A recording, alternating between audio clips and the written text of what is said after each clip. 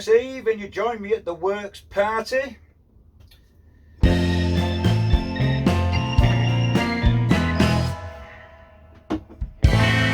that wraps that up. So, part 3 of the budget Pinto build, the Scrapheap build.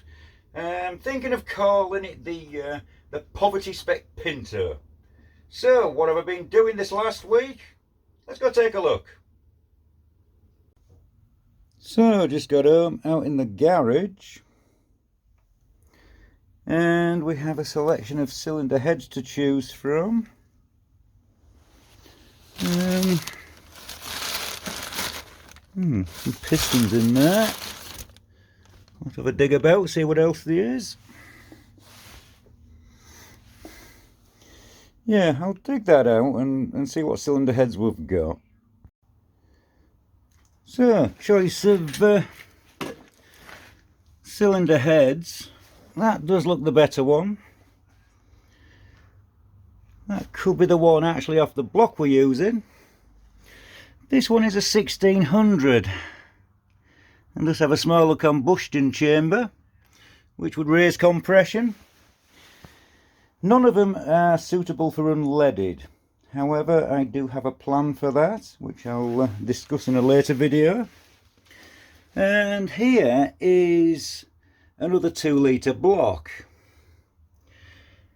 And as you can see, the numbers are literally cast into the block. You've got the 20 in the engine number, etc. That's the date. 17th of whatever month M is, 1985. So this is the last of the 2 litre early blocks. However, this one did have 205 rods in it. But it's a little bit different to the one we're using, folks, as you can see. And there's no X down there. So let me pop you around the other side. It's different on this side. It's a shame I couldn't use that block first, but it's not in a good way. I know one cylinder has a scar in it. That one's got some scrapes in it, which is a shame. Right. What else can we find? How about some pistons? So, more of my storage area. Those 2 cylinder heads are actually from a 1957 small block Chevy. Same head castings as the fuel injected Corvette of the year. We've got some bits and pieces down there. Some pulleys down there which I could do with. Oh, I think we've just found our rocker cover there. And what's that sump like? What's that sump off? Is that a Pinto one? You see all the cobwebs, folks. And the spiders. Look at them all. Yeah, I think I'll get a big stick, scare the spiders away, and just grab them too. Yeah, another head there, but that is actually an unleaded head. Unfortunately, all the inserts fell out. Anyway, that's not what we're here for. Let's get that stuff dragged out. So I've just dropped this oil pump in this cellulose thinners. Some glitter in there. That's from an engine I painted about 10 years ago, 15 years ago. Anyway, oil pump. The pickup pipe goes to that end. This bolts to the block. And this is driven by the distributor, which is driven by the auxiliary shaft. So when it rotates, it pulls the oil up and then pushes it through that hole where it's coming out now into the oil galleries. That's as thin as oil can get, is cellulose thinners. This all seems to work okay. Right, we'll give that a clean up and then we'll take it apart and take a look inside. So it seems we have an assistant today. Say hello to the folks. Hey, yeah, alright, well, just... And today's little job is we're going to remove these oil gallery bungs and also the car plugs. So I think first we'll knock the car plugs out, and then sounds like a plan. We'll get those little ones out. What's the weight? And there's also just down there a ball bearing to knock out, which is in the end of the oil gallery. So these knock in, then you lose it in the block. Fat fingers.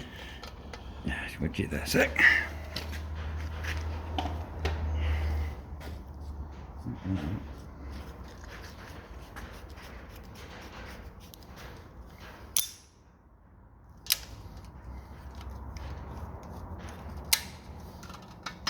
Oh, that's one. How's it looking? Is it thin? Yeah, the steel of these, they always corrode from the inside. Get the other one out.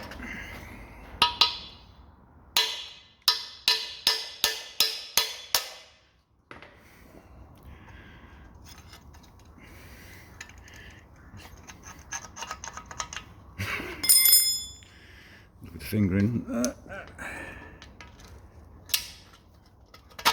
And out she comes.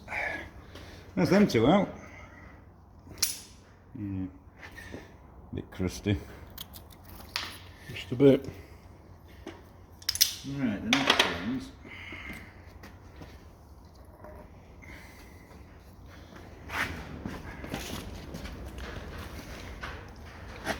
So that one goes to the oil filter, and that one goes down the main oil gallery. Put a little dent in those.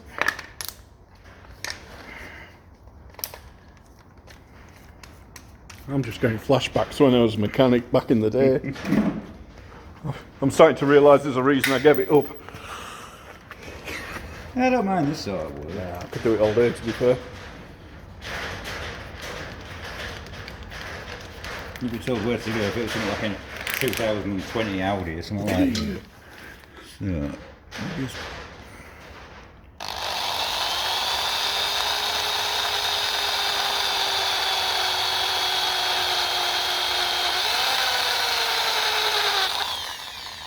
all in that one.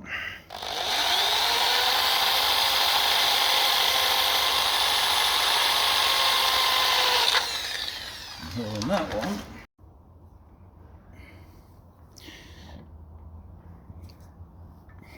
That's better.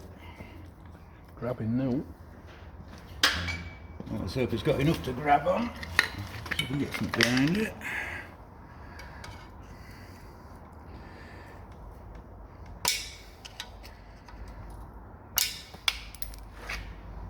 Nice. That's one.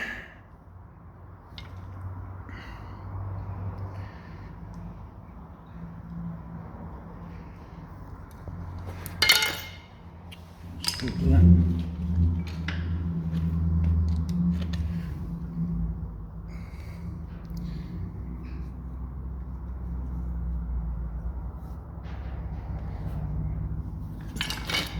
Oh, he scooped into the one. There we go.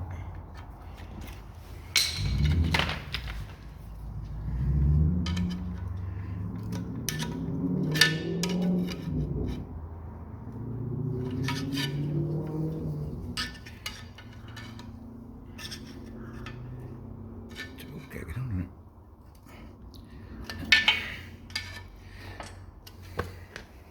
Don't know when the bloody thing keeps rolling away. Okay, get your foot on it. Get your foot on it. Hang on.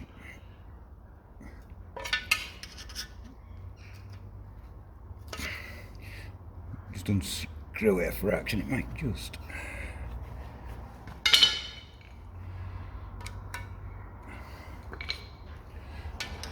That's more like it.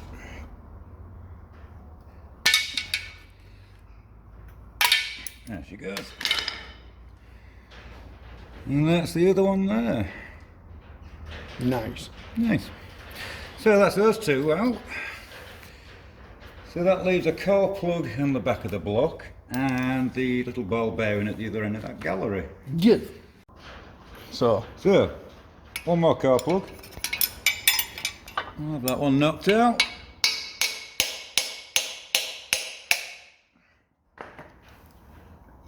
And not lose it in the cooling passageways. No grips. Not enough room to spin this one round.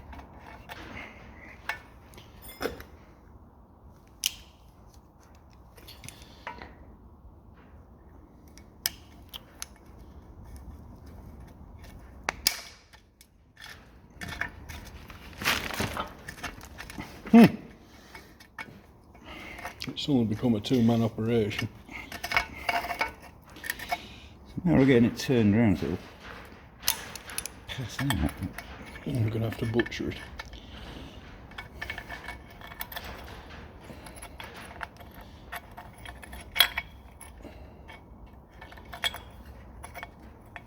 Maybe more space that way. There we go. That way, maybe.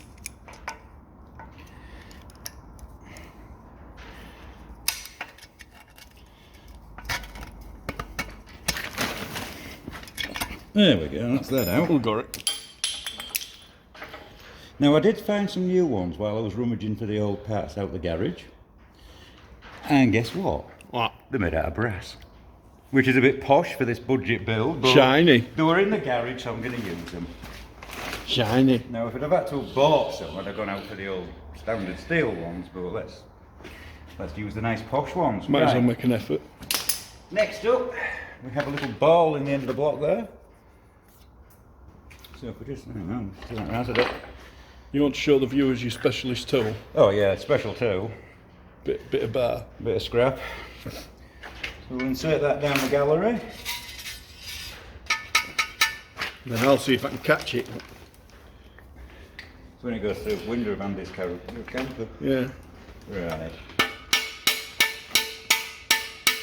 There we go. There we go. Got the ball. Little ball bearing. Now, again, I did find some new little plugs and a ball from when I was building Pintos.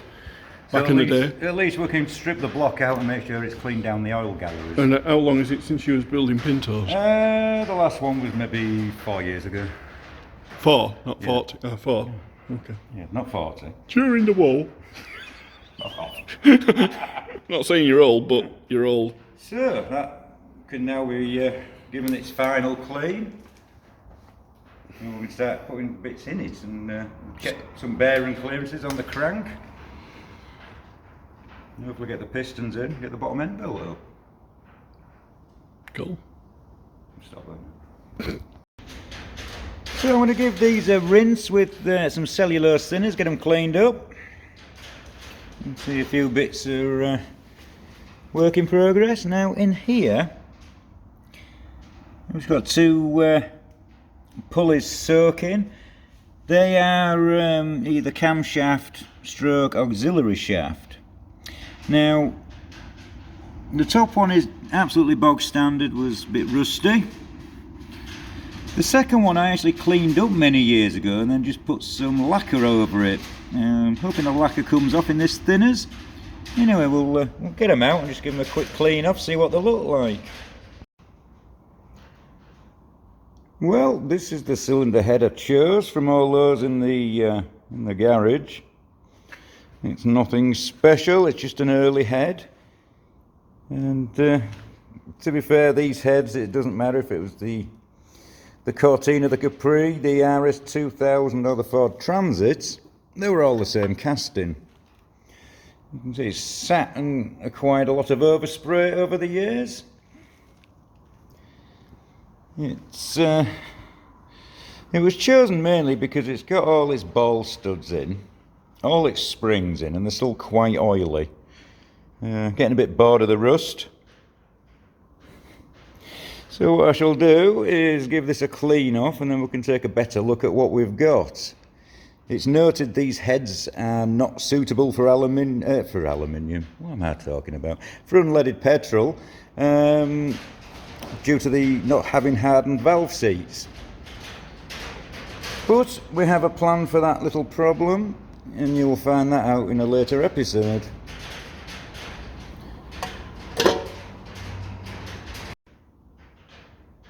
Well, this is the head I have decided to use, or initially decided to use.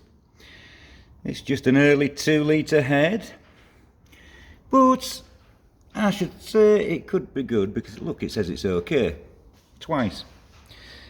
So yeah, pretty much a standard 2-litre head, same casting, regardless if it was the RS 2000 or the Ford Transit. Yeah, nothing special. It doesn't have unleaded seats or anything in it, so we can't really reliably use unleaded petrol. But I've already mentioned we have a plan for that. So it's just had an initial wash off to get all the glitter and crap off it, and just assess its condition, make sure there's no obvious cracks. There's the combustion chambers.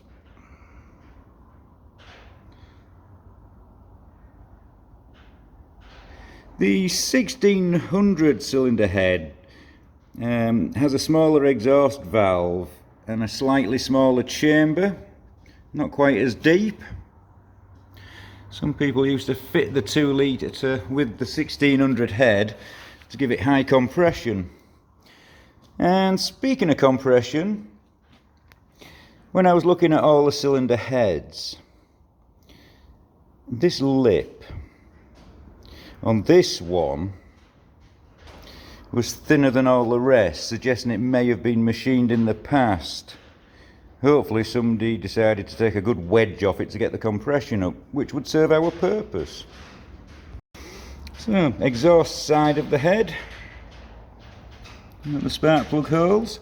Now, if this was a later head and you was looking for the unleaded stamp, it would either be on that pad or that pad, and it will be very faint, usually like a P or an R or double P. It varied.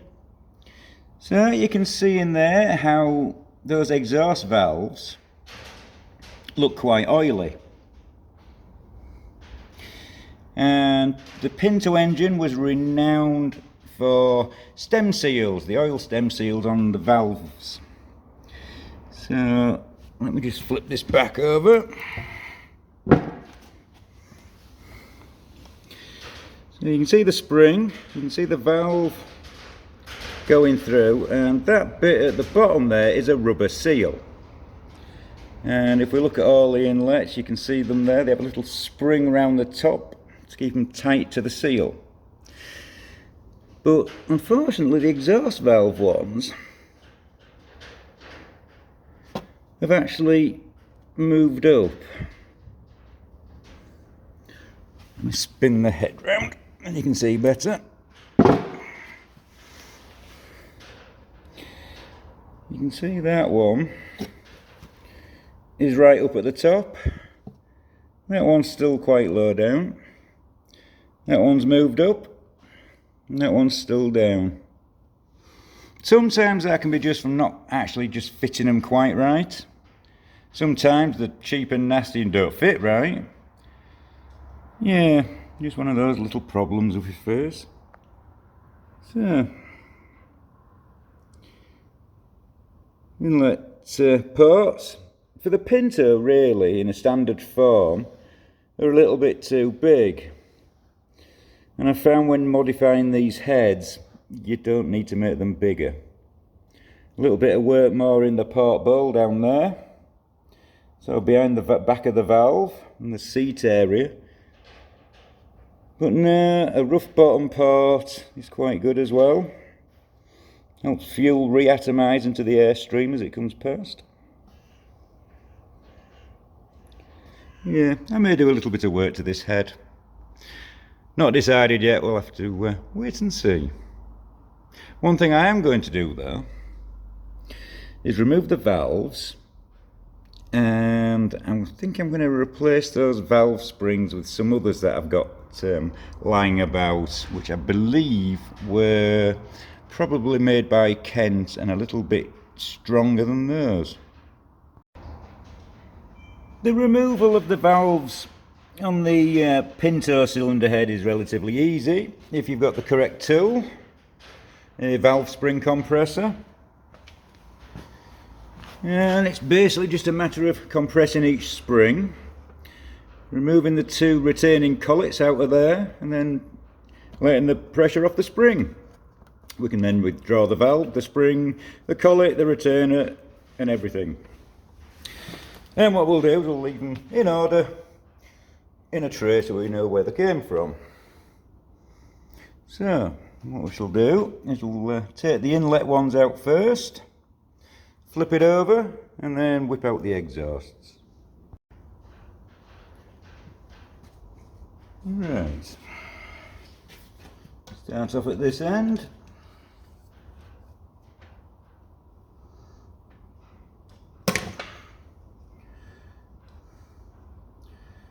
The little collets. Come on chaps, come out. There's one. There's two. Don't know if you can see those. Put them in there.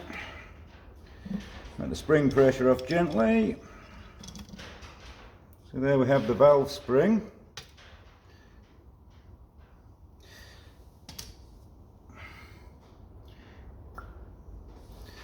And one valve. We have an inlet valve.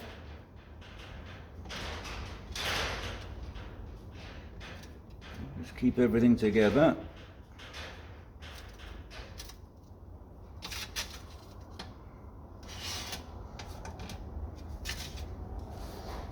Right, and take the rest out.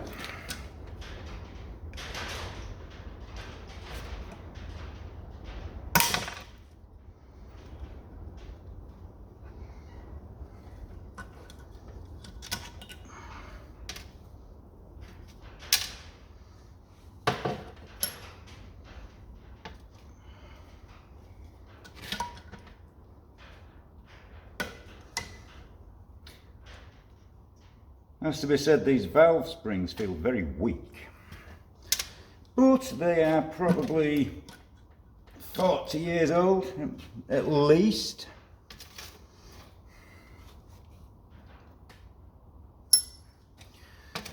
You're supposed to check for valve guide wear and things, even though this is a budget build, so we're not going to actually do anything about it, we'll just know it's there. Right.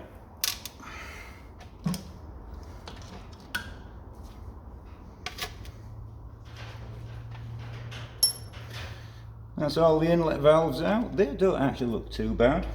I've seen worse. So we'll now just turn the head over. Turn it round.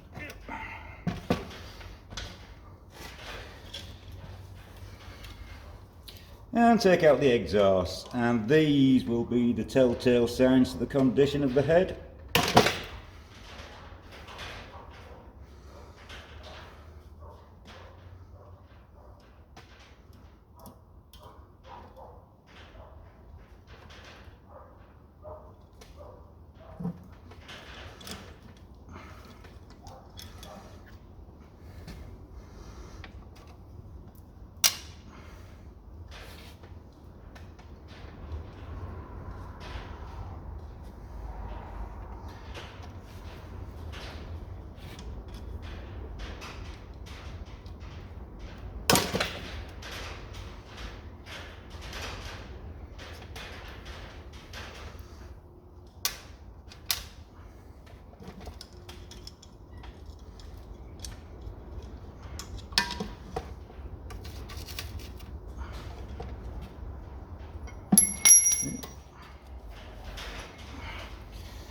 Middle exhaust, the two middle exhaust valves in my experience are the two that suffered first when it comes to valve seat recession from unleaded fuel.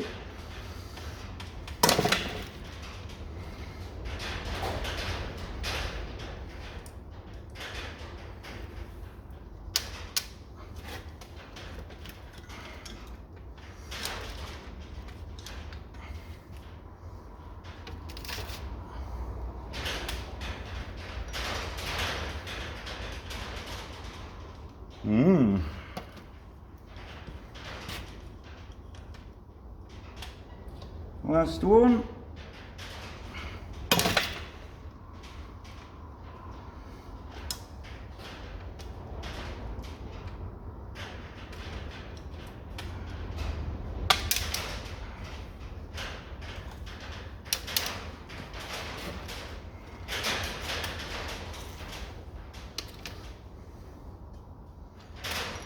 And that's the valves out. See, that didn't take long. That beats simplicity.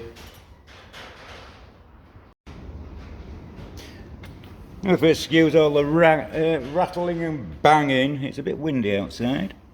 So we have the valves out.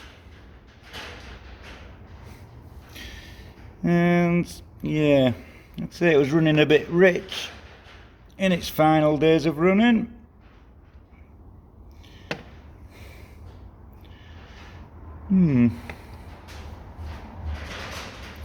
So let's take a look at the combustion chambers and exhaust ports. Is it going to be a catastrophe?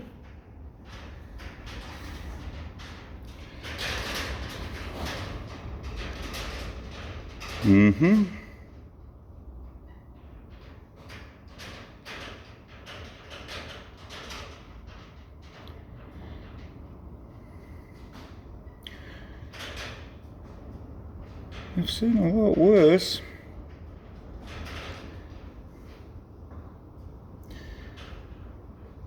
I've modified quite a few of these cylinder heads, and it has to be said, the biggest issue for me, I find, is the exhaust ports.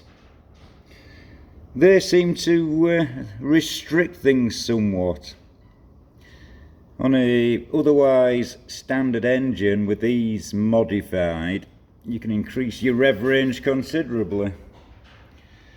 I've been known to gain an extra 1000 RPM on the 2-litre Pinto, which equates to about 20 miles an hour on the old 4-speed rear-wheel drive gearing setup.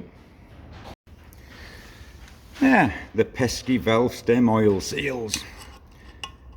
Nothing holding that one. Nothing holding that one. Nothing holding that one. Not a lot holding that one. Now, they're supposed to be rubber. Sounds like hard plastic to me. Yeah. One, two.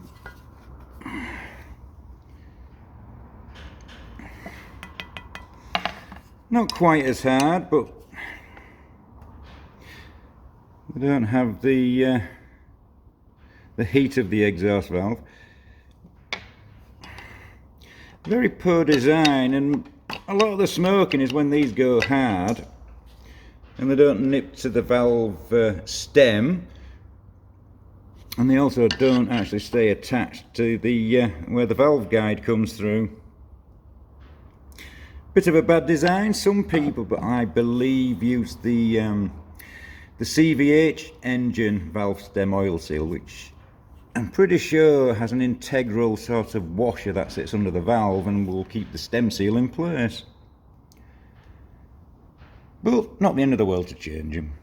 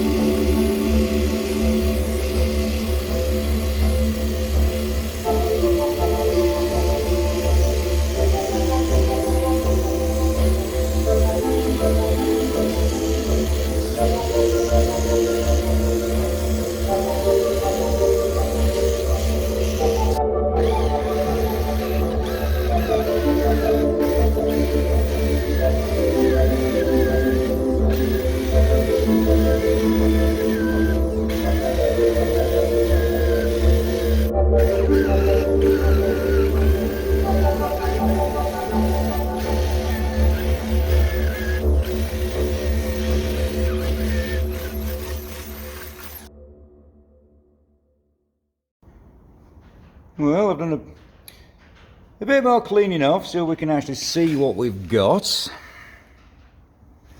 Obviously the main concern would be the valve seats, and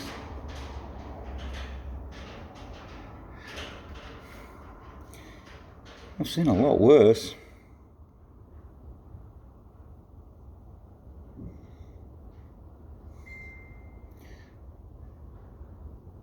And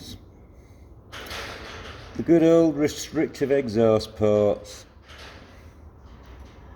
You see, back in the day when it came to, how should we say, tuning engines, a lot of it was actually cylinder head work, because as standard the castings are not perfect, restrictive, as you can see here, all these lumps and bumps. It wasn't good. So yeah, the old school tuning, you'd find a lot of your gains in those exhaust ports on these engines. I know I did. So it's had a clean. We can see what we've got.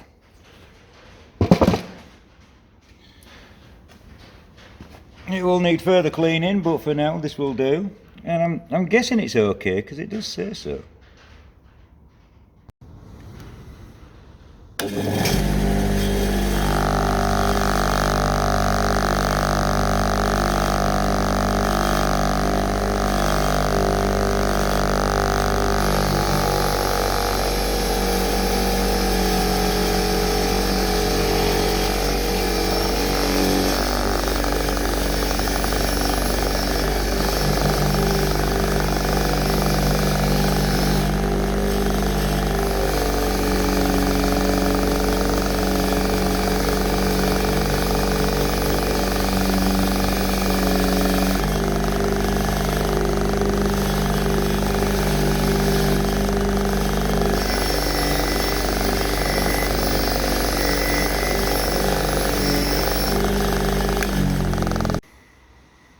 So that's the head with its initial clean up.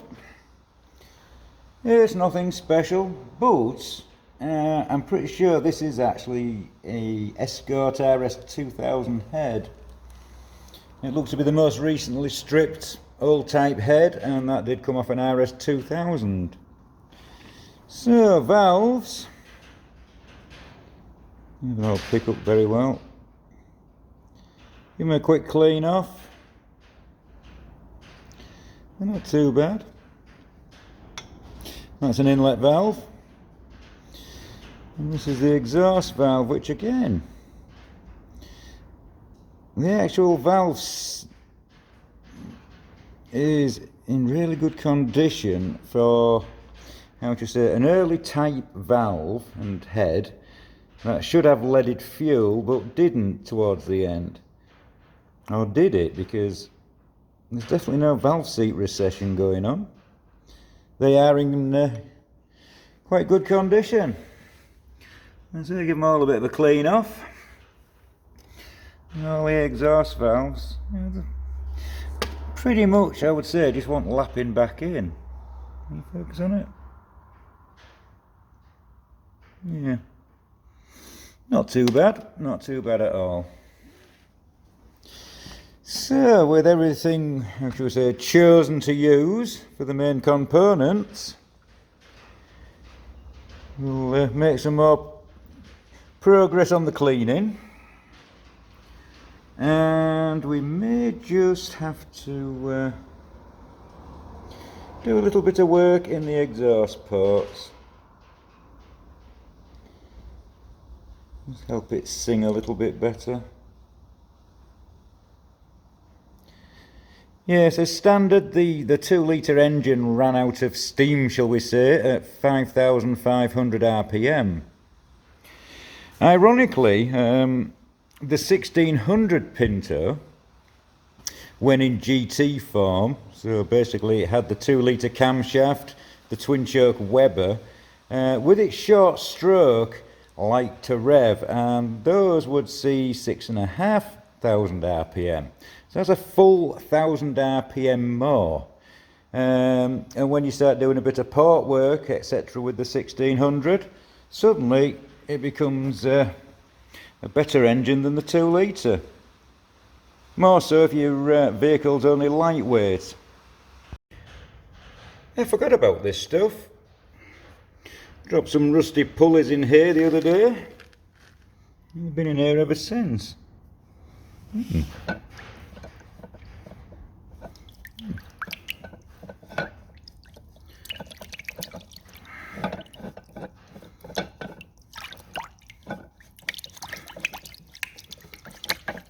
Oh, it smells like bloody farts, I know that. Well,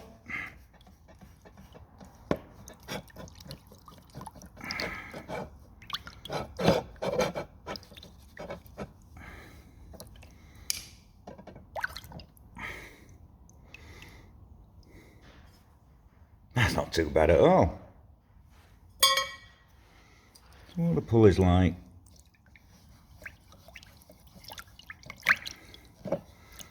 Give them a quick brush to get any loose that's sat on them.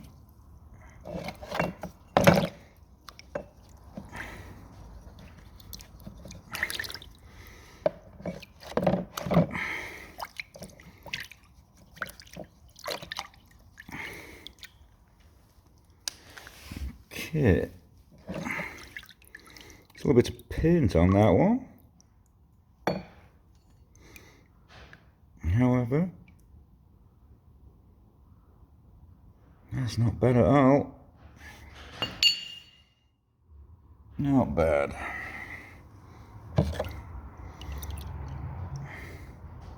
Now that one I did actually clean up a bit many years ago and just threw some lacquer over it.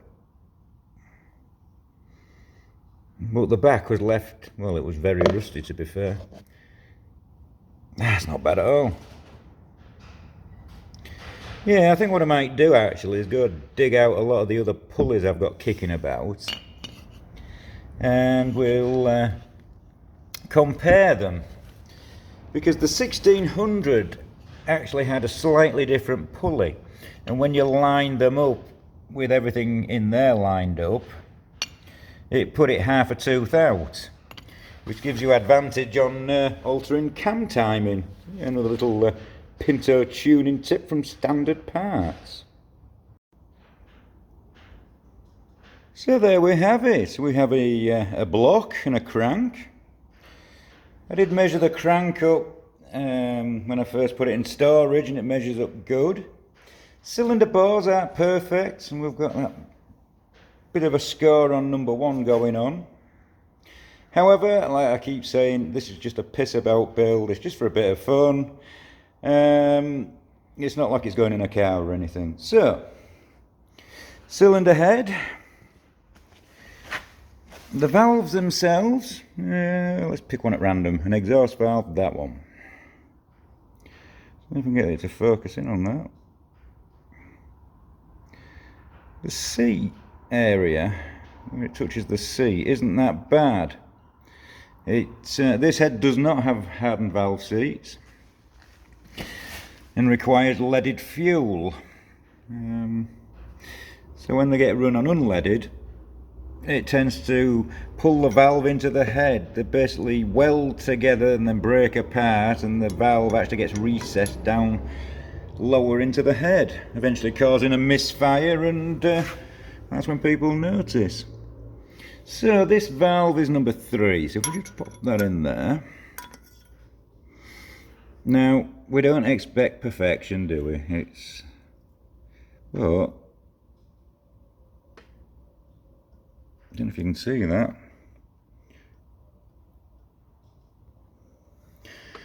Let's try and stop shaking. God, I'm like a drunk. There is a little bit.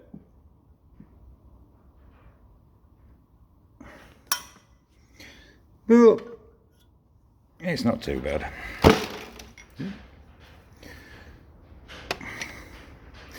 So we can do some work to the valves and get them ready to fit. There's an inlet valve. The seats aren't that bad. Now this cylinder head is actually off an RS2000, and I suspect in the past it had some work. Now I don't know what work was involved, but I do know on that cylinder, get to focus, if you can just see around there, there's some marks, as there is there. Now that's either had something in the cylinder or it was detonation. Little one there. There's possibly a little bit up there. As you can see, the standard ports are a bit rough and ready.